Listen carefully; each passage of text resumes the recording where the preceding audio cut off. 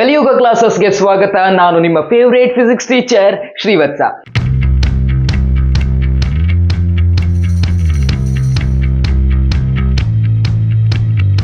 ನಾವು ಇವತ್ತು ಕಲಿತಾ ಇರುವಂತಹ ಟಾಪಿಕ್ 4.4 ಅಂದ್ರೆ ನಿಮ್ಮ NCERT ಪ್ರಕಾರ ಒಂದೊಂದು ಟಾಪಿಕ್ ಮೇಲೆನೂ ಸಪರೇಟ್ ಆಗಿರೋ ವಿಡಿಯೋ ಮಾಡ್ಕೊತಾ ಹೋಗ್ತೀನಲ್ವಾ. ಇವತ್ತು 4ನೇ ಚಾಪ್ಟರ್ ನ 4ನೇ topic Newton's first law of motion. ಈ ಚಾಪ್ಟರ್ ಗೆ ಸಂಬಂಧಪಟ್ಟಂತ ಎಲ್ಲ ವಿಡಿಯೋಸ್ ನಿಮ್ಗೆ ಒಂದೇ ಕಡೆ ಬೇಕು ಅಂದ್ರೆ ಅದರ ಪ್ಲೇ ಲಿಸ್ಟ್ ನ ಲಿಂಕ್ ಅನ್ನ ಡಿಸ್ಕ್ರಿಪ್ಷನ್ ಅಲ್ಲಿ ಹಾಗೆ ಪಿನ್ಡ್ ಕಮೆಂಟ್ ಅಲ್ಲಿ ಕೊಟ್ಟಿರ್ತೀನಿ. ನೀವು ಅದನ್ನು ಓಪನ್ ಮಾಡ್ಕೊಂಡು ಚೆಕ್ ಮಾಡ್ಕೋಬಹುದು. ನಾನ್ ಮಾಡೋ ಪಾಠಗಳು 100% ನಿಮ್ಗೆ ಅರ್ಥ ಆಗತ್ತೆ. ಹೀಗಾಗಿ ಕೆಳಗಡೆ ಹೋಗಿ ಆ ಲೈಕ್ ಬಟನ್ ಇರುತ್ತಲ್ವ, ಅದನ್ನ ಒತ್ಕೊಂಡು ಬಂದೇ ಕೂತ್ಕೋಬೇಡಿ. ಬನ್ನಿ ಕ್ಲಾಸ್ ಅನ್ನ ಶುರು ಮಾಡೋಣ. Newton's first law of motion. Actually ಒಂದ್ ಕೆಲಸ ಮಾಡಿ, ಇಲ್ಲೊಂದು ಸ್ಟೇಟ್ಮೆಂಟ್ ಇದೆ, ಇಲ್ಲೊಂದು ಸ್ಟೇಟ್ಮೆಂಟ್ ಇದೆ. ವಿಡಿಯೋ ಪಾಸ್ ಮಾಡ್ಕೊಂಡು ಎರಡೂ ಸ್ಟೇಟ್ಮೆಂಟ್ ಅನ್ನು ಓದ್ಬೇಡಿ. ಐ ಹೋಪ್ ವಿಡಿಯೋ ಪಾಸ್ ಮಾಡ್ಕೊಂಡು ನೀವು ಅದನ್ನ ಓದಿರ್ತೀರಾ. ಈಗ ನೀವು ಹೇಳಿ, ಈ ಸ್ಟೇಟ್ಮೆಂಟ್ ಮತ್ತೆ ಈ ಸ್ಟೇಟ್ಮೆಂಟ್, ಈ ಎರಡು ಸ್ಟೇಟ್ಮೆಂಟ್ ಗಳಲ್ಲಿ ನಿಮ್ಗೆ ಏನಾದ್ರೂ ಡಿಫ್ರೆನ್ಸ್ ಕಾಣಿಸ್ತಾ ಇದೆಯಾ? ನೀವ್ ಹೇಳ್ತೀರಾ, ಏನ್ ಡಿಫ್ರೆನ್ಸ್ ಸರ್, ಎರಡು ಸೇಮ್ ಕಾಣಿಸ್ತಾ ಇದೆ. ಹೌದು, ಇವು ಎರಡು ಕಾನ್ಸೆಪ್ಚುಯಲಿ ಸೇಮ್ ಥಿಂಗ್. ಇದೆಯಲ್ವಾ, ಇದು ನಾವು ನಿನ್ನೆ ಕಲ್ತಿರೋದು, ಹಿಂದಿನ ವಿಡಿಯೋದಲ್ಲಿ ಕಲ್ತಿರೋದು ಲಾ ಆಫ್ ಇನರ್ಷಿಯಾ, ಗ್ಯಾಲಿಲಿಯೋ ಹೇಳಿರೋದು. ಈ ಸ್ಟೇಟ್ಮೆಂಟ್ ಇದೆಯಲ್ವಾ, ಇದನ್ನ ಇವತ್ ಕಲಿತಾ ಇರೋದು first law of motion, Newton ಹೇಳಿರೋದು. ಎರಡು ಸೇಮ್ ಇದೆ. ಹಾಗಾದ್ರೆ ನ್ಯೂಟನ್ ಕಾಪಿ ಪೇಸ್ಟ್ ಮಾಡದ್ನ, ಇದನ್ನ ಕದ್ಕೊಂಡು ತಾನೇ ಪೇಸ್ಟ್ ಮಾಡದ್ನ? ಹೌದು, ಅದನ್ನೇ ಮಾಡಿದಾನೆ ನ್ಯೂಟನ್. ಆದ್ರೆ ಅದನ್ನ ಒಂದ್ ಸ್ವಲ್ಪ ಫಾರ್ಮಲ್ ಆಗಿ ಹೇಳಿದಾನೆ. ಇದು Newton's law of motion, Newton's first ಲಾ ಅಂತ ತನ್ನ ಹೆಸರಿನ ಲೇಬಲ್ ಅನ್ನ ಹಚ್ಕೊಂಡ್ ಬಿಟ್ಟಿದ್ದಾನೆ. ಸೊ ನಿನ್ನೆಗೆ ಏನ್ ಕಲ್ತಿದೀವೋ ಇವತ್ತು ಅದನ್ನೇ ಕಲಿತಾ ಇದೀವಿ. ಸೊ ನಿನ್ನೆಗೆ ಹೇಳಿರೋದನ್ನೇ ಮತ್ತೆಲ್ಲ ರಿಪೀಟ್ ಮಾಡ್ತೀನ ನಾನು? ಅಲ್ಲ, ಆ ತರ ಮಾಡಲ್ಲ. ಬಟ್ ನಿನ್ನೆಗೆ ಏನೇನ್ ಕಲ್ತಿದ್ದೇವಲ್ವಾ, ಅರ್ಥ ಅಂತೂ ಆಗಿರುತ್ತೆ. ಈಗ ಅದನ್ನ ಒಂದ್ ಸ್ವಲ್ಪ ಡೆಪ್ತ್ ಅಲ್ಲಿ ನೋಡೋಣ. ಒಂದೆರಡು ಎಕ್ಸಾಂಪಲ್ ಜಾಸ್ತಿ ನೋಡೋಣ.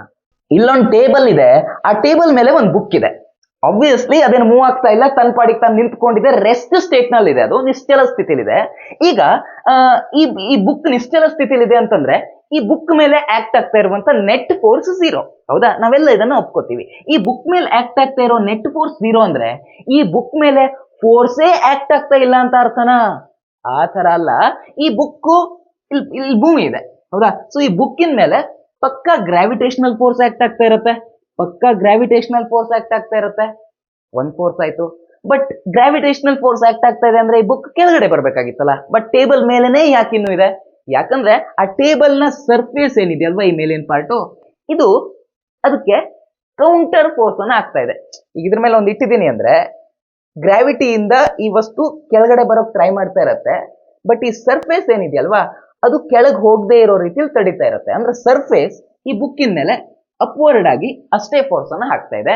ಹೀಗಾಗಿ ಕೆಳಗಡೆಗಿರೋ ಗ್ರಾವಿಟೇಷನಲ್ ಫೋರ್ಸ್ ಮತ್ತೆ ಈ ಟೇಬಲ್ ನ ಸರ್ಫೇಸ್ ಇದ್ರ ಮೇಲೆ ಹಾಕ್ತಾ ಇರುವಂತ ನಾರ್ಮಲ್ ಫೋರ್ಸ್, ಎರಡು ಸೇಮ್ ಫೋರ್ಸ್ ಅಪೋಸಿಟ್ ಡೈರೆಕ್ಷನ್ ಅಲ್ಲಿ ಇರೋದ್ರಿಂದ ಅದು ಕ್ಯಾನ್ಸಲ್ ಆಗಿದೆ.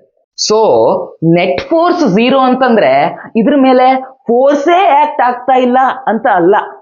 ಬೇರೆ ಬೇರೆ ಫೋರ್ಸ್ಗಳು ಇದ್ರ ಮೇಲೆ ಆಕ್ಟ್ ಆಗ್ತಾ ಇರಬಹುದು, ಆದ್ರೆ ಅವೆಲ್ಲ ಕ್ಯಾನ್ಸಲ್ ಔಟ್ ಆಗಿ ಒಟ್ಟಾರೆಯಾಗಿ ಇದ್ರ ಮೇಲೆ ಏನು ಪರಿಣಾಮ ಬೀರ್ತಾ ಇಲ್ಲ ಅನ್ನೋದಷ್ಟೇ ಇದ್ರ ಅರ್ಥ. ಈ ತರದ್ದೆಲ್ಲ ಎಕ್ಸಾಂಪಲ್ಸ್ ಯಾಕೆ ಕೊಡ್ತಾ ಇರೋದಂದ್ರೆ ನಿಮ್ಗೆ ಈ ಕ್ಲಾರಿಟಿ ಏನಿತ್ತಲ್ವಾ ಈ ಕಾನ್ಸೆಪ್ಟ್ ಬಗ್ಗೆ, ಅದೊಂದು ಸ್ವಲ್ಪ ಗಟ್ಟಿ ಆಗ್ಲಿ ಅಂತ, ಮತ್ತೇನು ಉದ್ದೇಶ ಇಲ್ಲ. ಈಗ ಒಂದು ಕಾರಿನ ಎಕ್ಸಾಂಪಲ್ ತಗೊಳ್ವಾ. ಈ ಕಾರು ಸ್ಟಾರ್ಟಿಂಗ್ ಅಲ್ಲಿ ನಿಂತ್ಕೊಂಡಿರುತ್ತೆ, ಆಮೇಲೆ ಕಾರು ಸ್ಟಾರ್ಟಿಂಗ್ ಅಲ್ಲಿ ನಿಂತ್ಕೊಂಡಿರುತ್ತೆ ಅಂದ್ರೆ ನಿಶ್ಚಲ ಸ್ಥಿತಿಲಿ ಇರುತ್ತೆ, ರೆಸ್ಟ್ ನಲ್ಲಿ ಇರುತ್ತೆ. ಓಕೆನಾ?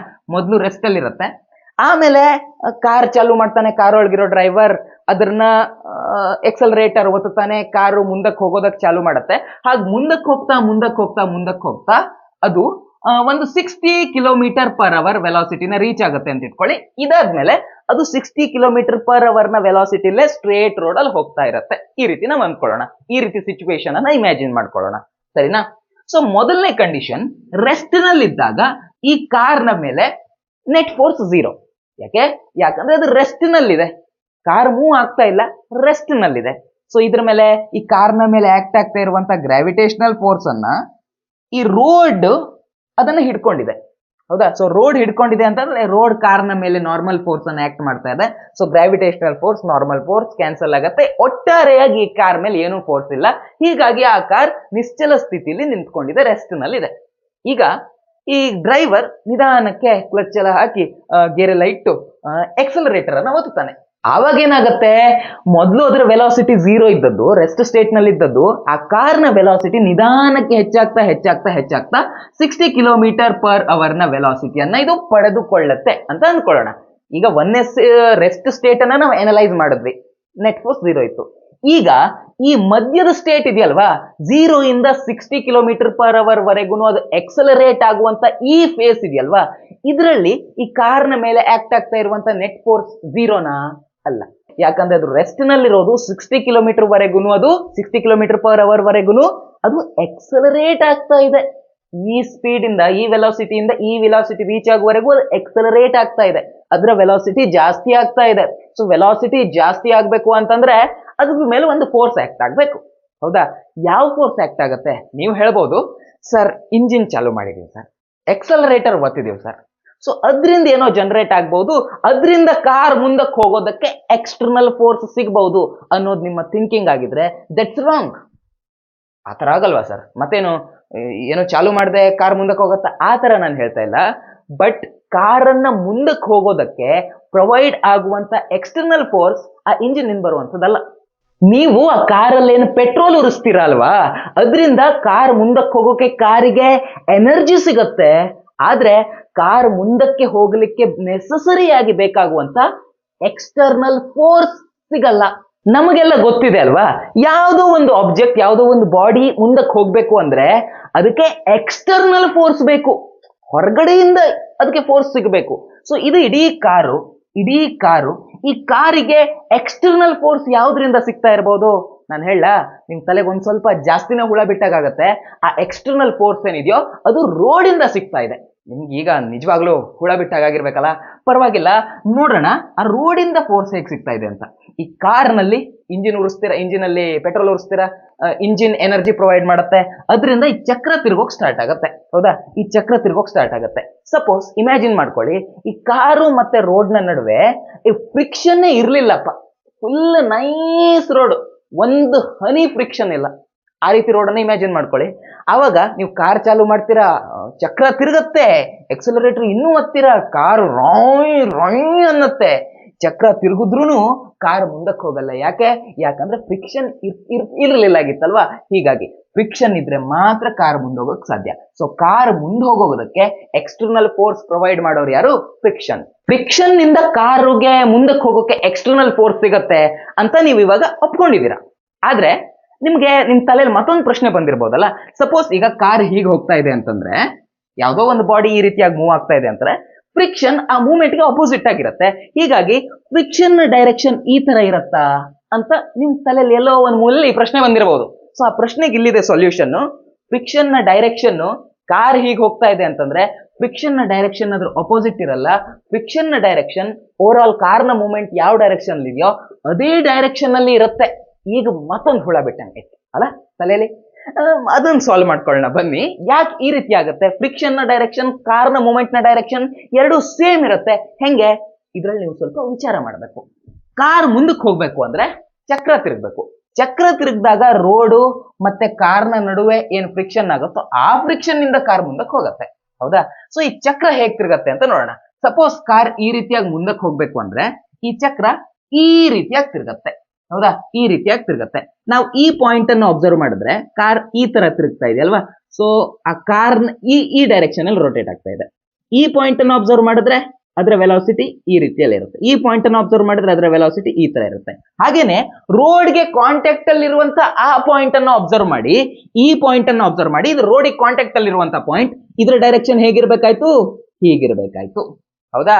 ಅಂದ್ರೆ ಕಾರಿನ ಚಕ್ರ ಈ ರೀತಿ ಮೂವ್ ಆಗೋದಕ್ಕೆ ಟ್ರೈ ಮಾಡ್ತಾ ಇದೆ ರೋಡ್ ನಲ್ಲಿ ಕಾಂಟ್ಯಾಕ್ಟ್ ಅಲ್ಲಿ. ಈಗ ಫ್ರಿಕ್ಷನ್ ಹೇಗೆ ಆಕ್ಟ್ ಆಗ್ಬೇಕಾಯ್ತು?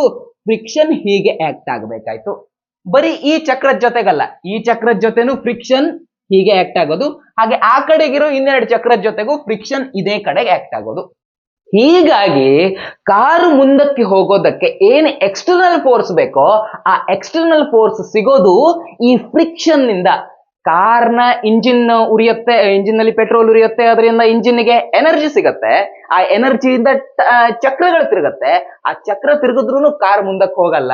ಕಾರ್ ಮುಂದಕ್ಕೆ ಹೋಗ್ಬೇಕಂದ್ರೆ ಬೇಕಿರೋದು ಎಕ್ಸ್ಟರ್ನಲ್ ಫೋರ್ಸ್ ಅಥವಾ ಎಕ್ಸ್ಟರ್ನಲ್ ಪುಷ್, ಹೊರಗಡೆಯಿಂದ ಒಬ್ರು ಪುಷ್ ಮಾಡ್ಬೇಕಲ್ವಾ? ಆ ಪುಷ್ ಮಾಡ್ತಾ ಇರೋರು ಫ್ರಿಕ್ಷನ್. ನಿನ್ನೆ ಕಲ್ತಿರುವಂತಹ ಲಾ ಆಫ್ ಇನರ್ಷಿಯಾ ಮತ್ತೆ ಇವತ್ತು ಕಲ್ತಿರುವಂತಹ Newton's first law of motion ಎರಡು ಸೇಮ್ ಟು ಸೇಮ್. ಹೀಗಾಗಿ ಮತ್ತೆ ಅದನ್ನೇ ಹಿಡ್ಕೊಂಡು ಕುಯ್ಯೋದಕ್ಕೆ ಹೋಗಲಿಲ್ಲ. ಒಂದೆರಡು ಎಕ್ಸಾಂಪಲ್ ಕೊಟ್ಟು ನಿಮ್ಗೆ ಕಾನ್ಸೆಪ್ಚುವಲ್ ಕ್ಲಾರಿಟಿ ಬರೋ ರೀತಿಯಲ್ಲಿ ಮಾಡಿದ್ದೇನೆ. ಆ ನಾಲೆಜ್ ಏನೈತಿ ಒಂದ್ ಸ್ವಲ್ಪ ಡೆಪ್ತ್ ಅಲ್ಲಿ ಹೋಗೋ ರೀತಿಯಲ್ಲಿ ಮಾಡಿದ್ದೇನೆ. ಇವಾಗ ಒಂದ್ ಸ್ವಲ್ಪ ಕ್ವಶನ್ ಸಾಲ್ವ್ ಮಾಡ್ಕೊಳ್ಳೋಣ, ಅದಾದ್ಮೇಲೆ ಕ್ಲಾಸ್ ಅನ್ನು ವೈಂಡ್ ಅಪ್ ಮಾಡೋಣ. ಮೊದಲನೇ ಪ್ರಶ್ನೆ, the dimension of inertia is. ಇನರ್ಷಿಯಾಗೆ ಡೈಮೆನ್ಷನ್ ಕೇಳ್ತಾ ಇದ್ದಾರೆ. ನೀವು ಹೇಳಿ, ಈ ಇನರ್ಷಿಯಾಗೆ ಏನಾದ್ರೂ ಡೈಮೆನ್ಷನ್ ಇರೋಕ್ ಸಾಧ್ಯನಾ? ಸಾಧ್ಯನೇ ಇಲ್ಲ. ಯಾಕೆ? ಇನರ್ಷಿಯಾ ಅಂದ್ರೆ ಅದೊಂಥರ ನಮ್ ಗುಣ ಇದ್ದಂಗೆ. ನಮ್ಗೆ ಕೆಲವೊಂದ್ಸಲ ಸಿಟ್ಟು ಬರುತ್ತೆ. ಸಿಟ್ಟನ್ನ ಮೆಜರ್ ಮಾಡಕ್ಕಾಗತ್ತಾ? ಮೆಜರ್ ಮಾಡಕ್ಕಾಗಲ್ಲ. ಕೆಲವೊಂದ್ಸಲ ನಾಯಿ ಮರಿ ನೋಡಿ ತುಂಬಾ ಪ್ರೀತಿ ಆಗತ್ತೆ. ಆ ಪ್ರೀತಿನ ಮೆಜರ್ ಮಾಡಕ್ಕಾಗತ್ತಾ? ಇಲ್ಲ. ಸಿಟ್ಟು ಫಿಸಿಕಲ್ ಕ್ವಾಂಟಿಟಿ ಅಲ್ಲ, ಈ ಪ್ರೀತಿನೂ ಫಿಸಿಕಲ್ ಕ್ವಾಂಟಿಟಿ ಅಲ್ಲ, ಮೆಜರ್ ಮಾಡಕ್ಕಾಗಲ್ಲ. ಹಾಗೆ ಕೆಲವೊಂದ್ಸಲ ನಮ್ಗೆ ಮೈಯಲ್ಲಿ ಆಲಸ್ಯ ಬರುತ್ತೆ. ಆಲಸ್ಯತನ, ಎಂತ ಮಾಡ್ಲಿಕ್ಕೂ ಬೇಜಾರು, ಸುಮ್ಮನೆ ನಾವು ಒಂದ್ ಕಡೆ ಕೂತಿರ್ತೀವಿ. ಹಾಗೆ ಆ ಕೂತಿರೋದಕ್ಕೇನೆ ನಾವು ಸುಮ್ಮನೆ ಕೂತಿರ್ತೇವಲ್ಲ, ಆ ಆಲಸ್ಯ ಇತ್ತಲ್ವಾ, ಆಲಸಿತನ ಇತ್ತಲ್ವಾ, ಅದಕ್ಕೇನೆ ಇನರ್ಷಿಯಾ ಅಂತ ಕರೆಯೋದು. ಆವಾಗ ಅಮ್ಮ ಬಂದು ಒಂದ್ಸರಿ ಪೆಟ್ಟು ಕೊಟ್ರೆ ಆವಾಗ ಎದ್ದು ನಾವು ಓದೋದಕ್ಕೋ ಏನೋ ಮಾಡೋದು ಕುಳ್ತೀವಿ. ಹೌದಾ? ಸೊ ಇದು ಇನರ್ಷಿಯಾ ಲೆಕ್ಕ. ಸೊ ಎಲ್ಲ ವಸ್ತುಗಳಲ್ಲೂ ಇರುವಂತ ಗುಣ ಇದು. ಇದಕ್ಕೆ ಯಾವುದೇ ರೀತಿ ಇದು ಫಿಸಿಕಲ್ ಕ್ವಾಂಟಿಟಿನೇ ಅಲ್ಲ. ಸೊ ಆ ಒಂದು ವಸ್ತು ಮೇಲೆ ಫೋರ್ಸ್ ಹಾಕಿದಾಗ ಅದು ಮೂವ್ ಆಗೋಕ್ ಶುರುವಾಗುತ್ತೆ, ಅಥವಾ ಒಂದು ಮೂವ್ ಆಗ್ತಾ ಇರೋ ವಸ್ತು ತನ್ನ ಬಡಿಗೆ ತಾನು ಮೂವ್ ಆಗ್ತಾ ಇರುತ್ತೆ. ಸೊ ಆ ವಸ್ತು ನಿಲ್ಲಿಸ್ಬೇಕು, ಅಥವಾ ಅದರ ಡೈರೆಕ್ಷನ್ ಚೇಂಜ್ ಮಾಡಬೇಕು, ಅಥವಾ ಅದರ ವೆಲಾಸಿಟಿ ಚೇಂಜ್ ಮಾಡಬೇಕು, ಏನಾದ್ರೂ ಮಾಡಬೇಕು ಅಂದ್ರೆ ನಾವು ಫೋರ್ಸ್ ಹಾಕ್ಬೇಕು. ಸೊ ಈ property inertia, it's not a physical quantity. So ಹೀಗಾಗಿ ಇನರ್ಷಿಯಾಕ್ಕೆ ಯಾವುದೇ ಡೈಮೆನ್ಷನ್ ಫಿಸಿಕಲ್ ಕ್ವಾಂಟಿಟಿನೇ ಅಲ್ಲ ಅಂದ್ಮೇಲೆ ಅದಕ್ಕೆ ಡೈಮೆನ್ಷನ್ ಇರಕ್ಕೆ ಸಾಧ್ಯನಾ? ಅದಕ್ಕೆ ಡೈಮೆನ್ಷನ್ ಇರಲ್ಲ. ಡೈಮೆನ್ಷನ್ ಇರಲ್ಲ ಅಂದ್ಮೇಲೆ ಯಾವ ಆನ್ಸರ್ ಸರಿ ಆಗ್ಬೇಕಾಯ್ತು? ಆಪ್ಷನ್ ಡಿ ಅನ್ನ ಕರೆಕ್ಟ್ ಆಗಿ ನೋಡ್ರೋ. ಮಾಸ್ ನಲ್ಲೂ 0 ಡೈಮೆನ್ಷನ್ ಅಂದ್ರೆ ಡೈಮೆನ್ಷನ್ ಇಲ್ಲ ಅಂತ ಇದ್ದಾರೆ. ಲೆಂತ್ ನಲ್ಲೂ 0 ಡೈಮೆನ್ಷನ್ ಅಂದ್ರೆ ಲೆಂತ್ ಅಲ್ಲೂ ಡೈಮೆನ್ಷನ್ ಇಲ್ಲ. ಟೈಮ್ ಅಲ್ಲೂ 0 ಡೈಮೆನ್ಷನ್, ಸೊ ಟೈಮ್ ಅಲ್ಲೂ ಡೈಮೆನ್ಷನ್ ಇಲ್ಲ. ಒಟ್ಟಾರೆಯಾಗಿ ಅದಕ್ಕೆ ಡೈಮೆನ್ಷನ್ ಇಲ್ಲ ಅಂತ ಹೇಳ್ತಾ ಇದ್ದಾರೆ. ಸೊ ಆಪ್ಷನ್ ಡಿ ಇಲ್ಲಿ ಸರಿಯಾಗಿರುವಂತ ಆನ್ಸರ್. ಎರಡನೇ ಪ್ರಶ್ನೆಯನ್ನ ನೋಡೋಣ. Which one of the following statements regarding Newton's first law of motion is incorrect? So ತಪ್ಪಿರೋದನ್ನ ನಾವು ಹುಡುಕಬೇಕಿಲ್ಲಿ, ಸರಿನಾ? ತಪ್ಪಿರೋ ಸ್ಟೇಟ್ಮೆಂಟ್ ಅನ್ನ ಹುಡುಕಬೇಕು. ನೀವು ಯಾವುದೇ ಕಾಂಪಿಟೇಟಿವ್ ಎಕ್ಸಾಮ್ ಬರೀರಿ, ನಿಮ್ಗೆ ತುಂಬಾ ಹೆಲ್ಪ್ಫುಲ್ ಆಗುವಂತ ಒಂದು ಟಿಪ್ಸ್ ನಿಮ್ಗೆ ಇಲ್ಲಿ ಸಿಗತ್ತೆ, ಸರಿನಾ? ಇಲ್ಲಿ ನೋಡಿ ಆಪ್ಷನ್ ಯಾವ ತರ ಕೊಟ್ಟಿದ್ದಾರೆ ಅಂದ್ರೆ, ಆಪ್ಷನ್ ಎ ಮತ್ತೆ ಆಪ್ಷನ್ ಡಿ ಅನ್ನ ನೀವು ಕರೆಕ್ಟ್ ಆಗಿ ನೋಡ್ರೋ. ಸೊ ಅದು ಆ ಆಪ್ಷನ್ ಅನ್ನ ಒಂದ್ಸಲ ಓದ್ಬಿಡಿ. ಏನ್ ಹೇಳ್ತಾ ಇದ್ದಾರೆ? ಆಪ್ಷನ್ ಎ ನಲ್ಲಿ ಏನ್ ಹೇಳ್ತಿದಾರಪ್ಪ ಅಂದ್ರೆ ಇಟ್ ಈಸ್ ಇಂಡಿಪೆಂಡೆಂಟ್ ಅಂತ ಹೇಳ್ತಾ ಇದ್ದಾರೆ. ಆಪ್ಷನ್ ಡಿ ನಲ್ಲಿ ಅದರ ಎಕ್ಸಾಕ್ಟ್ ಅಪೋಸಿಟ್ ಹೇಳ್ತಾ ಇದ್ದಾರೆ, ಇಟ್ ಈಸ್ ಡಿಪೆಂಡೆಂಟ್ ಅಂತ ಹೇಳ್ತಾ ಇದ್ದಾರೆ. ಹೌದಾ? ಸೊ ಈ ಎರಡು ಆಪ್ಷನ್ ಅಂತೂ ಕರೆಕ್ಟ್ ಆಗೋದಕ್ಕೆ ಸಾಧ್ಯ ಇಲ್ಲ. ಸೊ ಇವ್ ಎರಡರಲ್ಲಿ ಯಾವ್ದಾದ್ರು ಒಂದು ಆಪ್ಷನ್ ಕರೆಕ್ಟ್ ಆಗಿರ್ಬೇಕಾಯ್ತು. ಹೌದಾ?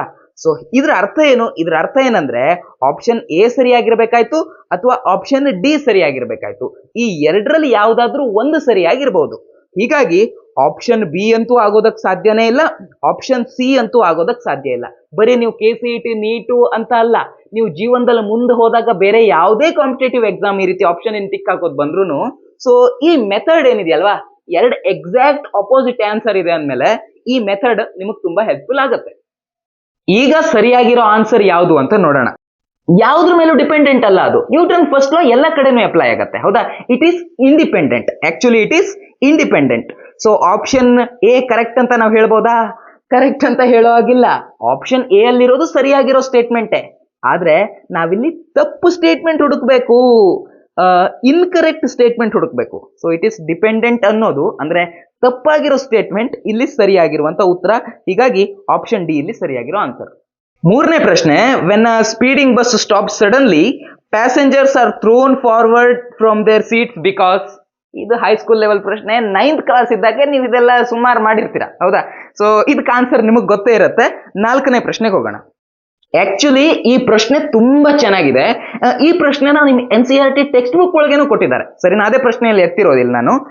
an astronaut accidentally gets separated out of his small spaceship. Actually ಅದನ್ನ ಕನ್ನಡದಲ್ಲಿ ಹೇಳ್ಬಿಡ್ತೇನೆ ನಾನು ಏನಾಗಿದೆ ಅಂತ. ಒಂದು ಸ್ಪೇಸ್ ಶಿಪ್ ಇದೆ, ಓಕೆನಾ? ಅದು ಎಲ್ಲಿದೆ? ಅದು ಅಂತರಿಕ್ಷದಲ್ಲಿದೆ, ಸರಿನಾ? ಸ್ಪೇಸ್ ನಲ್ಲಿದೆ ಸ್ಪೇಸ್ ಶಿಪ್. ಸೊ ಏನೋ ಪಾಪ ಏನೋ ಮಿಸ್ಟೇಕ್ ಆಗಿ ಆ ಆಸ್ಟ್ರೋನಾಟ್ ಅದರಿಂದ ಹೊರಗೆ ಬಂದ್ಬಿಡ್ತಾನೆ, ಸರಿನಾ?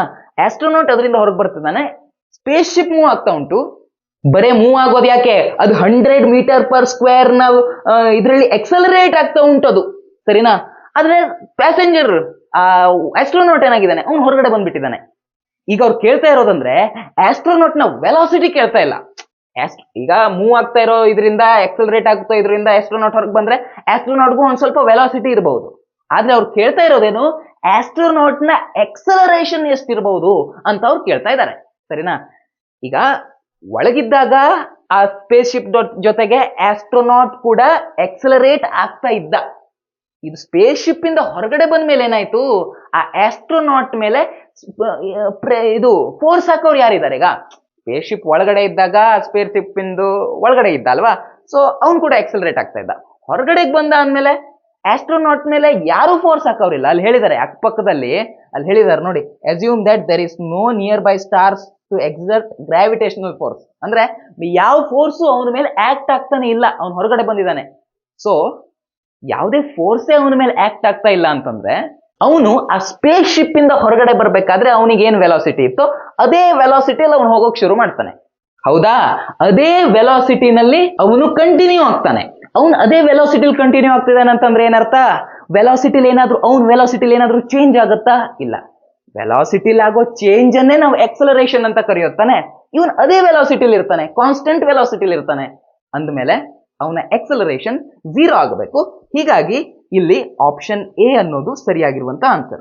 ಇವತ್ತಿನ ಕ್ಲಾಸ್ ತುಂಬಾ ಇಂಟ್ರೆಸ್ಟಿಂಗ್ ಆಗಿತ್ತು. ಅದ್ರ ಜೊತೆಗೆ ಕ್ಲಾಸ್ ಅನ್ನ ಇನ್ನೂ ಇಂಟ್ರೆಸ್ಟಿಂಗ್ ಮಾಡೋದಕ್ಕೆ ಒಂದ್ ಸ್ವಲ್ಪ ಇಂಟ್ರೆಸ್ಟಿಂಗ್ ಕ್ವಶನ್ ಗಳನ್ನು ತಗೊಬಂದು ಅದನ್ನು ಸಾಲ್ವ್ ಮಾಡಿದ್ದೇನೆ.